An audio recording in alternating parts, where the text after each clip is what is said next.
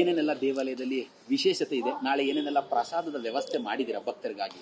ಪ್ರಮುಖವಾಗಿ ಮೊದಲನೆಯದಾಗಿ ಇಡೀ ಭಾರತದ ಜನತೆಗೆ ಹಾಗೂ ಕರ್ನಾಟಕದಲ್ಲಿ ವಾಸಿಸುವ ನಿವಾಸಿಗಳಿಗೆ ರಾಮನವಮಿಯ ಶುಭಾಶಯವನ್ನು ಎಲ್ರಿಗೂ ಕೋರ್ತಾ ಇದ್ದೀವಿ. ಆ ಶ್ರೀರಾಮ ದೇವರು ಎಲ್ರಿಗೂ ಆಯುರ ಆರೋಗ್ಯ ಐಶ್ವರ್ಯ ಕೊಟ್ಟು ಸಲಹುಲಿ ಅಂತ ಬೇಡ್ಕೋತಾ ಇದ್ದೀವಿ. ಇವತ್ತು ಕಾರ್ಯಕ್ರಮ ರಾಮನವಮಿ ಕಾರ್ಯಕ್ರಮ ನಮ್ಮ ದೇವಸ್ಥಾನದಲ್ಲಿ 11 ದಿನ ಸಜ್ಜಾಗಿರುತ್ತೆ. ಇವತ್ತು ಸಾಯಂಕಾಲ ಧ್ವಜಾರೋಹಣದೊಂದಿಗೆ ಕಾರ್ಯಕ್ರಮ ಶುರುವಾಗಿ 6ನೇ ತಾರೀಕು ಶಯನೋತ್ಸವದೊಂದಿಗೆ ಮುಗಿಯುತ್ತೆ. ಇವತ್ತು ಅಂಕುರಾರ್ಪಣೆ ಆದಮೇಲೆ ನಾಳೆ ಬೆಳಗ್ಗೆ ರಾಮದೇವರಿಗೆ ಅಭಿಷೇಕ ಆಗುತ್ತೆ. ಭವ್ಯವಾದ ಅಲಂಕಾರವಾದ ನಂತರ 9 ಗಂಟೆಗೆ ಪ್ರಮುಖ ಬೀದಿಗಳಲ್ಲಿ ಬ್ರಹ್ಮರಥೋತ್ಸವ ಇರುತ್ತೆ. ನಾಗಸ್ವರದೊಂದಿಗೆ ಹಾಗೂ ಇಸ್ಕಾನ್ನಿಂದ ಕೀರ್ತನಕಾರರ ಸಮೂಹದೊಂದಿಗೆ ಎಲ್ಲರ ಜೊತೆಯೂ ಬ್ರಹ್ಮರಥೋತ್ಸವ ಇರುತ್ತೆ.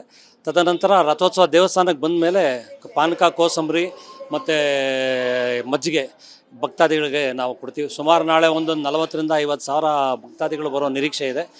ಬೆಳಗ್ಗೆ 6 ಗಂಟೆಗೆ ದೇವಸ್ಥಾನ ತೆಗೆದರೆ ರಾತ್ರಿ 11 ಗಂಟೆ ತನಕನೂ ದೇವಸ್ಥಾನದ ಬಾಗಿಲು ಭಕ್ತಾದಿಗಳಿಗಾಗಿ ತೆರೆದಿರುತ್ತೆ. ಬಂದಿರೋರಿಗೆಲ್ಲ ಮಜ್ಜಿಗೆ, ಪಾಯಸ, ಕೋಸಂಬರಿ ಎಷ್ಟೋ ಇದೆ ಅಲ್ಲಿ ಅಷ್ಟು ತನಕ ನಾವು ವಿತರಣೆ ಮಾಡ್ತೀವಿ. ಯಾವಾಗಲೂ ಲಡ್ಡು ಪ್ರಸಾದ ಕೊಡ್ತಾಯಿದ್ವಿ. ಸುಮಾರು ಒಂದು 10,000 ಲಡ್ಡು ಮಾಡಿಸ್ತಾ ಇದ್ವಿ. ಅನಿಲದ ಕೊರತೆಯಿಂದಾಗಿ ಈ ಸಲ ಲಡ್ಡು ಪ್ರಸಾದವನ್ನು ಕೈ ಬಿಡಬೇಕಾಗಿದೆ. ಭಾಳ ವಿಷಾದ ಅನ್ನಿಸ್ತಿದೆ ಮನಸ್ಸಿಗೆ.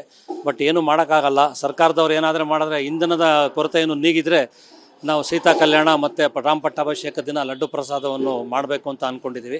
ಇದೊಂದು ವಿಷಾದಕರ ಸಂಗತಿ ಬಿಟ್ಟರೆ ಇನ್ನೆಲ್ಲ ಅತಿ ಅದ್ಭುತವಾಗಿ ಸಾಂಸ್ಕೃತಿಕ ಕಾರ್ಯಕ್ರಮಗಳಿರುತ್ತೆ. ಯೂಶಲ್ ಆಗಿ ನಮಗೆ 11 ದಿನಕ್ಕೆ ಒಂದು 10 ಸಿಲಿಂಡರ್ ಅವಶ್ಯಕತೆ ಇತ್ತು. ಯಾಕಂದರೆ 2 ದಿನ ಅನ್ನ ಸಂತರ್ಪಣೆ ಇರುತ್ತೆ, ಪ್ರತಿನಿತ್ಯ ಪ್ರಸಾದ ಸೇವೆ ಇರುತ್ತೆ.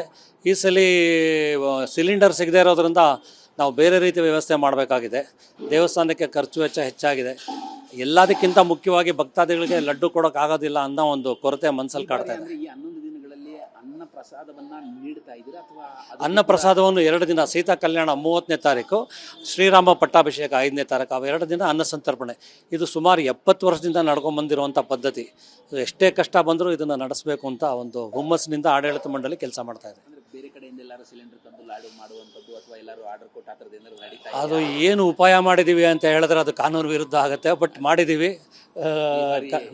ಕೊರತೆ ಇಲ್ಲದೆ ನಡ್ಕೊಂಡು ಹೋಗುತ್ತೆ. ಕಷ್ಟಪಟ್ಟು ವ್ಯವಸ್ಥೆ ಮಾಡ್ತಾರೆ. ನಾಳೆ ಈ ಬಾರಿ ಒಂದಷ್ಟು ಭಕ್ತರಿಗೆ ಲಡ್ಡು ಪ್ರಸಾದ ಕಷ್ಟವಾಗುತ್ತೆ. ನಾಳೆ ಕೊಡೋದಕ್ಕೆ ಆಗೋದೇ ಇಲ್ಲ. ಅದೇ ತುಂಬ ವಿಷಾದ ಅನ್ನಿಸ್ತಾ ಇರೋ ಸಂಗತಿ ಅದೊಂದೇ. ಎಲ್ಲರೂ ಭಾಳ ಇಷ್ಟಪಟ್ಟು ನಮ್ಮ ಪ್ರಸಾದ ತೊಗೊಂಡೋಗಿ ಮನೆಯಲ್ಲಿರೋರ್ಗೂ ಹಂಚ್ಕೊಂಡು ದೇವ್ರ ಪ್ರಸಾದ ಸ್ವೀಕಾರ ಮಾಡ್ತಾಯಿದ್ರು.